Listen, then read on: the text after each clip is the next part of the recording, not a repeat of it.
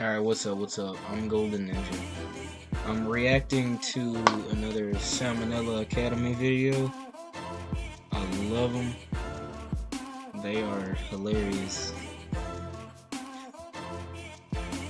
Go subscribe to Salmonella's channel. Well, he doesn't really upload anymore. But go check him out. It's hilarious. This is Beginner's Guide to Unicycling.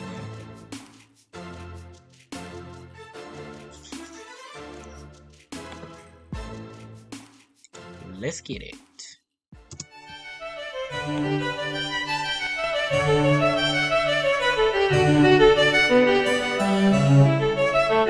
Hey kids, it's Tips Tuesday. So today I'm giving you a beginner's guide on how to unicycle. Alright, let's do this. Tips Tuesday. Step number 1, buying a unicycle. This part's pretty easy. I got mine on Amazon. You are gonna want to pick the This part's pretty easy. I got mine on Amazon. You are gonna want to pick the proper size, however, based on your height. I'm lanky as a fucking Kong, so I got a 24 inch. If you on the shorter side, go for the 20 inch. If you under 13, well, you probably shouldn't be on my channel. But if you are, go for the 16 inch. They're generally only around $60 or $70, mostly because they're basically just a wheel and a seat, so that's a plus. Step number 2, assembly. Okay, you can probably do this part on your own. They give you directions in the box, so I'm not going to waste your time with this. However, you do want to make sure your pedals are on the correct way. If you put them on backwards, it could make it so they unscrew while you're riding. Trust me, I learned the hard way. Step number 3, mounting. Kids, a unicycle is like a woman. It's not hard to get to know a good unicycle, especially if you've got lots of money. But if you want to mount it, that's still going to require some skill on your part. In my experience, however, I found that those things that are hardest to mount are oftentimes the most rewarding. You see this tricycle? This tricycle's a whore. It has a poor relationship with its father, and it does not deserve your respect. Unicycles, that's where the real men play. Here's how you do it. First off, find something to hold on to. Trust me, you're gonna need it. Could be a car, or a trash bin, or Jay Leno's chin. I use my basement's low ceiling. If you can reach yours, I highly recommend it. Next, rotate the wheel so that one pedal is at the bottommost point. That's where your first foot's gonna go. Once you got all your weight on that foot, put the other one into place. As you do so, you will find yourself being placed upon the seat. Now guys, remember how I said a unicycle is like a woman? Well, forget that for a moment, because you want your junk to have as little involvement with the unicycle as possible. Remember in middle school you learned about levers? Well, you're gonna want to use your taint as a fulcrum on the seat in order to maintain your balance. Too far back, you're gonna fall over. Too far forward, you're just gonna castrate yourself. So be careful. Step number 4, riding. Okay, remember my woman metaphor? That's back on. When you're riding a unicycle, you require great balance, as well as a steady rhythm. Also, you're probably not gonna last too long your first few times, just FYI. If you prefer, you can deflate your tires a little when you're first learning, cause a flabby unicycle might not let you go as fast, but they're certainly easier to ride. Anyway though, riding a uni is a lot like riding a bike, except instead of just balancing on your left... You just took 2.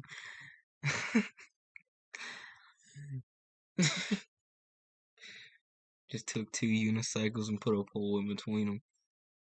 Bam, instant bike. I'm gonna be honest with you, I've never tried or had a unicycle. I had a pogo stick. That's right mostly what I axis, was good at. you gotta worry about your front back axis as well. So you want a bike, you want to... No, I get quieter here because other people showed up in the house and I didn't know how they'd feel about a screaming Bostonite, Brooklynite hybrid in the basement. turn right, you lean right, right? Same with every direction on a unicycle. If you want to go forward, in addition to pedaling, you gotta lean forward. For your first few goes, you're probably gonna want to hold on to something. This ain't called a crash course for nothing. Fortunately with the uni, it's very easy to dismount whenever things go wrong. Out of hundreds of failures, I personally only ever landed face first around 2 or 3 times. Above all, keep practicing. Eventually, kids, you'll be like that stupid-ass frog meme that everybody hates. And remember, riding a uni is like riding half a bike. You only half forget. Sure. You only half forget. Alright, on to the second video. I'll be right back. Alright, this is The Journey of a Beef Cow. It is also by Salmonella Academy.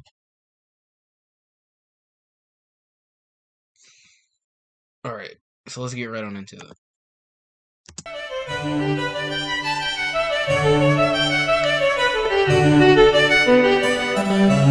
Hey kids, do you ever feel like life has passed you by? Does the daily grind leave you feeling trapped in your own life like an animal in a cage? Well, that doesn't mean you can't enjoy some fun facts about livestock while you're at it. Today, I'll be giving a tour of the life, death, and processing of the American beef cattle. Disclaimer, this video is only a basic summary of some common industry practices. No two farms are alike, some are nicer, some are worse. I'm not a shill, please don't get mad at me. Now, in the beginning, there was nothing.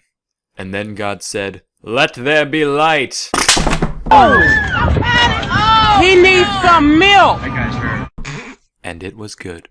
Henceforth you shall be called Craig. At birth, the calf Craig. weighs somewhere between 60 and 100 pounds. The males are typically castrated within the first couple of weeks, usually without anesthetic. The main point of this is to keep the steers mellow later in life, but it also stops their male hormones from giving the meat an off taste that the American palate isn't really accustomed to. Anyway, things started off pretty good for Craig. Drinking milk, hanging out, the life. After a while he figures out you can eat the floor, that's cool. But then after about 10 months he gets loaded into the cattle cars. If you're a history buff like me, you know that's not a good sign. Little does Craig know, he's been auctioned off to a feedlot 1,000 miles away. Here the cattle are packed together like sardines, if sardines were 500-pound terrestrial mammals. The menu consists of random roughage and energy-dense feed like corn so they can pack on the pounds more quickly. Overall, this environment puts a good deal of stress on the beast, which can end up taking a toll on his health. But it's nothing a little visit from the antibiotics fairy can't fix. Once fully grown, Craig gets taken to the packing plant. This is where the magic happens, and by magic we mean mechanically automated goring into commodities. Goring?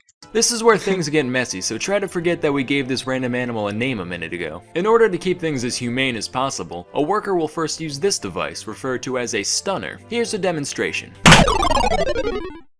This renders the beast instantly unconscious, or worse, but potato at this point. Its ankle is then attached to a conveyor rail, which will gently guide the animal along the rest of its journey. First, the cow gets to talk to this man. He's called the sticker. Can you guess what he does? If you said that he gouges out throats for a living, you'd be correct. Over the course of about a minute, the flow goes from torrential downpour to incontinent poodle, by which point our beloved bovine can continue on his way. At the next station, the cow is subjected to high voltage electrical stimulation. Hopefully the nervous system is all out of steam by this point, but if not, the boys on the killing floor will have a great story to tell their wives. Haha, just kidding. The FDA estimates that 93% of meat worker marriages are in shambles. Who knew that 11 hours of pure slaughter every day could desensitize a man? Anyway, electrical stimulation basically works to speed up the onset of rigor mortis. Getting this process out of the way means the meat won't toughen up once it reaches the freezer. Next, the carcass undergoes a thorough power washing. Like the noble mortician, this hose works to make a lifetime of filth disappear.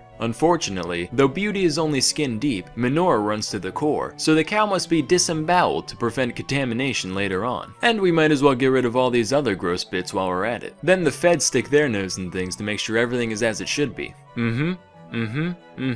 Yup, it's a cow. Finally, we send it down the line, evacuate the spine, bifurcate the hind, reticulate the spline, and power wash it again just for good measure. This whole process from bashing to slashing to splashing takes a mere 15 minutes to complete. That means it takes the same amount of time to process 3 half-ton mammals and 1 scheduled license renewal. Try puzzling that one out. After hanging out in the cool ton mammals and 1 Date of birth.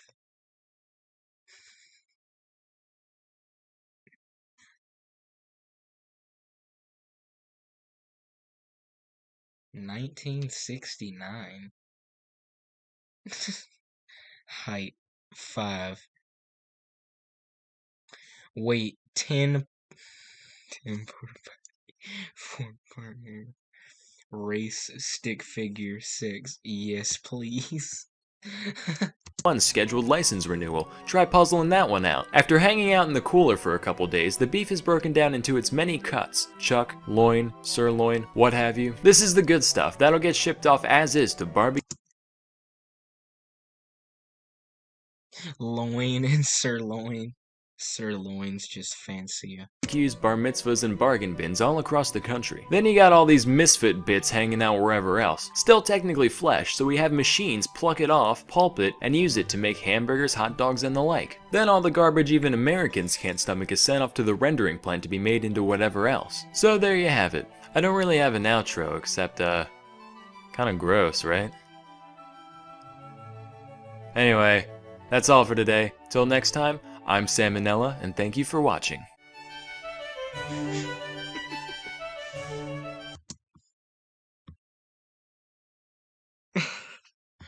The journey of a beef cow.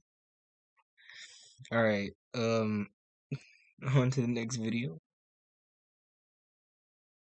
Right back. Alright, this is historical misconceptions for you to bring up during family dinner. It's also made by Salmonella. All 3 of these videos are going to be made by Salmonella. I'll put the link to his channel in the description. And I'll put all the videos too. This episode of Salmonella Academy is brought to you by Skillshare.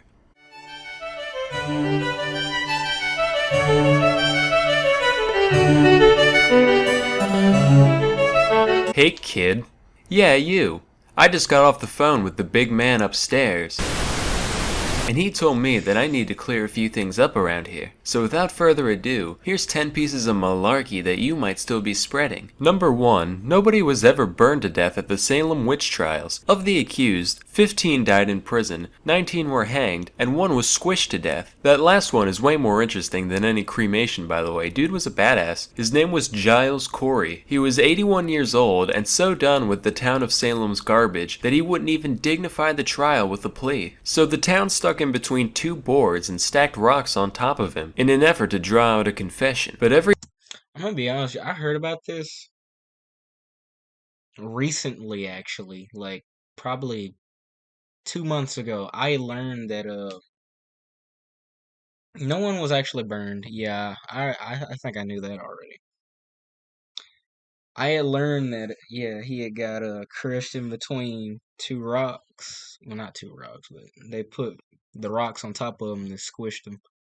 I had learned that recently. every time they tried to get something out of him, all they would say was, "More weight." This went on for 3 solid days until he finally died, never giving any indication as to whether or not he was a witch. One can only wonder. Number 2, the OG Buddha wasn't the obese guy. That's Budai, a Chinese folk character meant to represent Maitreya, aka Future Buddha. Now this shirt is double sad. Number 3, Buddha wasn't a guy, aka Future Buddha. Now this shirt I have the body of a god. Unfortunately, it's Buddha. is double sad. Number 3, Buddha wasn't a god either. He was just a guy named Gautama.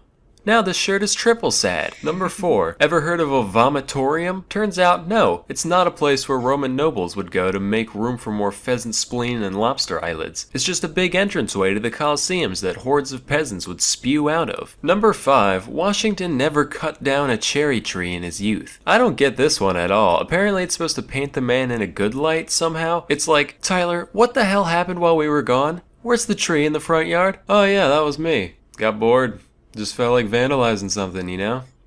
Hey, what about my honest character? Number 6, the pyramids weren't actually built by slaves. These workers were respected members of society. They ate meat and worked in 3-month shifts, and even got to be buried right next to the tomb after their death. Matter of fact, that's more than we can say for the people working on man's greatest achievements today. If I spent years of my life helping to build the space station, you're damn right I'd want the Salmonella Memorial Corpse Receptacle floating along right next to it. That would be amazing. Number 7, the Great Wall of China is not the only man-made object visible from space. I don't know where you dipshits got this one from. First of all, there's no way you could see it with the unaided eye. The wall is like 30 meters thick at most, while the distance to outer space is generally recognized to be 100 kilometers up, known as the Kármán line. To give some perspective, that's like me holding up a standard-sized guitar pick from across the entire length of a football field and asking you what color it is. Also, there are plenty of man-made objects that are way bigger in terms of local surface area than the Great Wall, so even if it was visible, there's no way it would be Home Depot parking lot.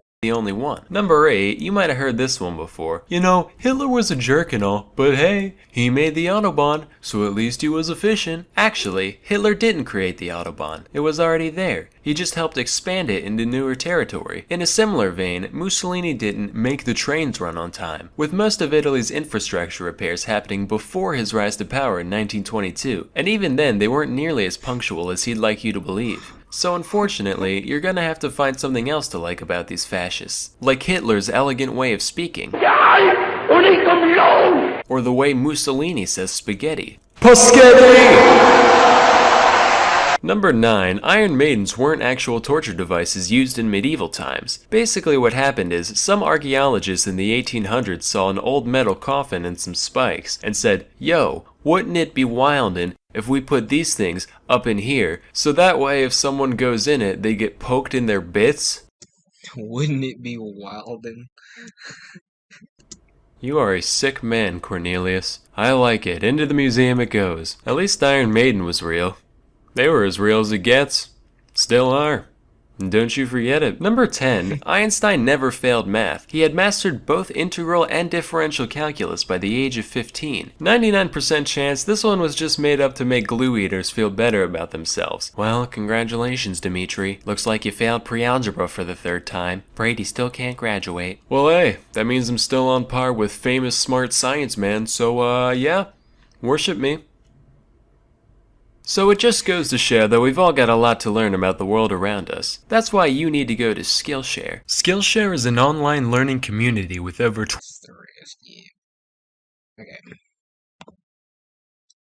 Alright. That was 3 Salmonella videos. Go check out his channel. It's great.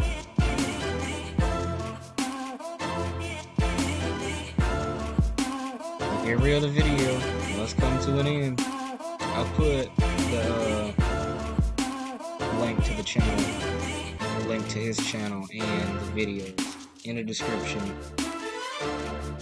Like and subscribe, and I'll make it my next video. I'll probably make it in a couple of days. Without any further ado, peace.